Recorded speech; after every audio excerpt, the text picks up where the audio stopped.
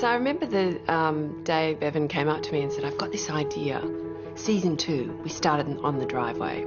Car zooms into frame, but it's a modern car. And I was like, really? She's 99 years old. I have to say it was the biggest challenge of my career to not only go through the transformation, but to find her voice. I actually lost sleep over that, I think. Oh, here she is. How are you, Sarah? Still here. And when I saw it for the first time, it's quite moving. I saw my grandmother's metamorphosized in my face. It's sort of an actor's dream. It's a total transformation. There's nothing you have to do. And it moves with you, so you can see yourself swallowing, breathing, thinking, emotion. So I found it really liberating, actually. Now, where shall we pick it all up? Carolyn, so long the black sheep, so much a part of the future. We cut directly to a few seconds after the end of season 1, where I walk into Jack's office after 20 years and say hello, and I've come to talk about our daughter, which she has no idea about. Carolyn would have given birth, it would have been in the early 1930s, so there was a very strict judgmental time with regards to having a child out of wedlock. They did the right thing in sending her off overseas to have the child. Our daughter. I'm trying to do the right thing. For who? Both of us. Right. A terribly depressing and sad and horrific experience for Carolyn. But that was what was done then. Who is she? Where is she? Was she here? Overseas? I can't tell you. Why? Not yet. Why not? He asks her, you know, who it is, and she won't tell him for a number of reasons, and so that starts him on his mission to find out who his daughter is. Wherever she is, I'll find her. I will find her. Sarah Wiseman is my real life wife who plays Carolyn. She plays that character so well. It's quite removed from Sarah. You know, it's a very full characterization, and yeah, I love from the first moment I saw her. I think you'd see her walking up her stairs, and it's like she just nailed that character from the top. Doris Collins, please, Mildred. Yeah, Doris isn't normally someone Elizabeth would mix with, but she understands that Doris has a network, and Elizabeth will do anything to preserve the status quo in her family. And if she can enlist Doris or anyone else to help her, she will. As a mother of sorts to 2 young girls, I understand the importance of protecting their reputation. If I hear any scurrilous rumours... I knew I could count on you. Dear Mrs. Bligh.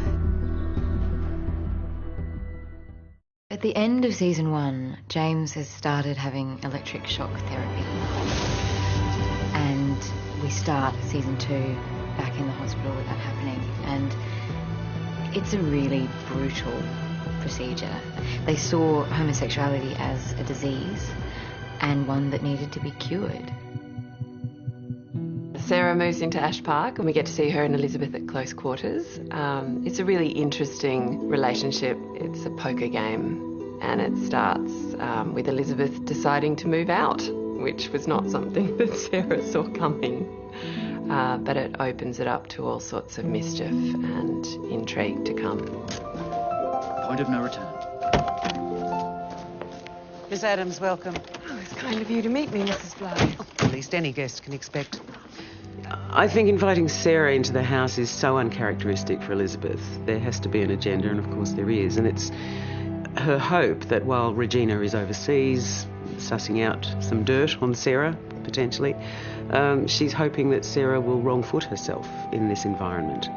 And it's, again, another of her tactics to try and show Sarah's unsuitability as a match for her son. Sarah's more than a guest. And will be treated accordingly. Look at you, madam. What a difference. And all worth it. This is Gina. Of course it is. The pleasure is all mine. Anna has received her so warmly. It feels like the floodgates have been opened, and now she's toying with the idea of moving back into family and embracing her daughter as she has always wanted to for the past 20 years. It's nice to meet you. she doesn't know who her biological father is, and she actually makes the decision that she's not ready to know. Father was here yesterday. I couldn't tell him that I know. She's been lied to be protected, but still it's, she kind of feels like her world has tipped. And so she's not coping as well as everyone thinks. And your real father? You're not curious? Of course.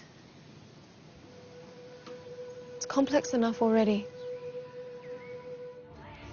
So we come to find out who killed Bert.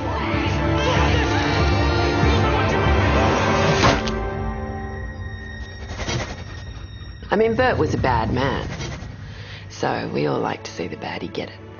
Well, Roy's involved with Sarah in the disposal of Bert's body, and of course that makes those two characters become even tighter and more dependent on one another, and because they're now virtually, well, they're accomplices after the fact in what amounts to a murder. One of the beauties of season 1 was Roy and Sarah's relationship. There's a real connection between us as people as well as our characters, but the compliance of Sarah and Roy in the burying of Bert's body is something that stays with Sarah for the rest of her life. So you see at the end, even when she's 99, that moment where she made that decision to save Colin's life, really, has haunted her, because that became a big lie between her and George. No secrets.